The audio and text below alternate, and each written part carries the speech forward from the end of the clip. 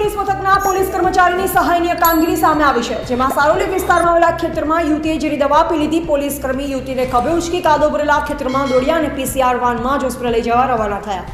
જોકે રસ્તામાં 108 એમ્બ્યુલન્સ મળી જતા તેમાં શિફ્ટ કરી સારવાર અર્થે સ્મીમેર હોસ્પિટલ લઈ જવાઈ. આમ સમયસર સારવાર મળી રહેતા યુવતીનો જીવ બચ્યો. તો બીજી તરફ પોલીસ કમિશનર દ્વારા પોલીસ કર્મીની આ કામગીરી બિરદાવી. મળતી માહિતી મુજબ તારીખ 15/4/2025ના રોજ સારોલી પીસીઆર વાન 66ના in charge outpost head constable Ajmalbhai વરદાજીનાઓને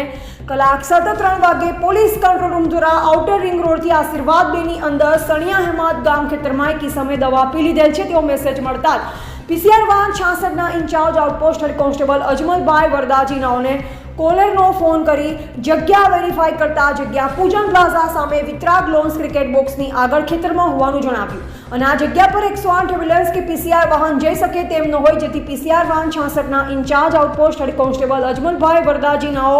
પગપાળા ચાલી ખેતરની અંદર તપાસ કરતા 28 વર્ષીય યુવતીએ કોઈ અગમ્ય કારણોસર ઝેરી દવા પી લીધી અને તેને તાત્કાલિક સારવાર ન મળે તો તેનો જીવ પણ ગુમાવે તેમ હોય, જેથી પીસીઆર વાહન 66ના in charge outpost head constable Ajmalbhai વરદાજીએ યુવતીને પોતાના ખભા પર ઉચકી કાદવના વ્યવસ્થિત રસ્તા વચ્ચે ફરી પગપાળા બહાર લાવ્યા અને 108 એમ્બ્યુલન્સની રાહ જોયા વગર પીસીઆર વાનમાં બેસાડી સારોના પ્લાઝા ખાતે આવતા 108 એમ્બ્યુલન્સ આવી જતા જેઓને 108 એમ્બ્યુલન્સ શિફ્ટ કરી સ્મીમેર હોસ્પિટલ ખાતે સમયસર સારવાર અર્થે મોકલી આ મહિલાનો જીવ બચાવી. તેમજ આવું પગલું ન ભરવા સારું ઇન્ચાર્જ આઉટપોસ્ટ હેડ કોન્સ્ટેબલ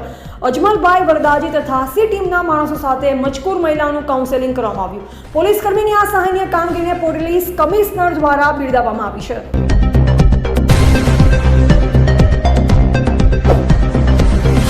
કાલે 15 એપ્રિલના દિવસે 100 नंबर पर पुलिस कंट्रोल रूम आती एक कंट्रोल रूम में एक फोन आया कि एक अपना सड़िया हेमाद गाँव में खेतर में जो है कोई महिलाएं जो है जहरी दवा पीने सुसाइड कोशिश करी रही है. एना आधारे तात्कालिक जो है सांजे जो 5:03 वागे 66 नंबर पीसीआर जो सारोली पुलिस स्टेशन में है एना ऊपर त्या कंट्रोल में कॉल गया અને તાત્કાલિક जो 66 नंबर पीसीआर ત્યાં જગ્યા ઉપર પહોંચી જોઈએ તો આ જગ્યા જો ખેતર में હતા અને રોડ રસ્તા નહીં હતા તો તાત્કાલિક ત્યાં એના સ્ટાફ જો ઇન્ચાર્જ હતા જો પીસીઆરમાં અજમલભાઈ વરદાજી, એએસઆઈ બીજા મિત્તલબેન પંકજ અને કોન્સ્ટેબલ જો સજાણાભાઈ વરદાભાઈ,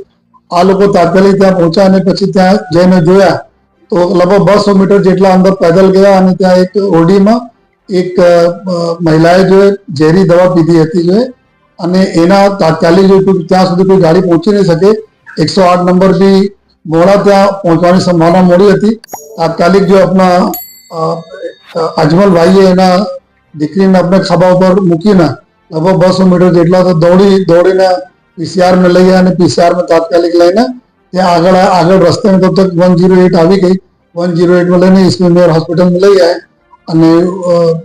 ડોક્ટરોના સમયસર સારવાર મળી ગયા અને જેના લીધે દીકરી જો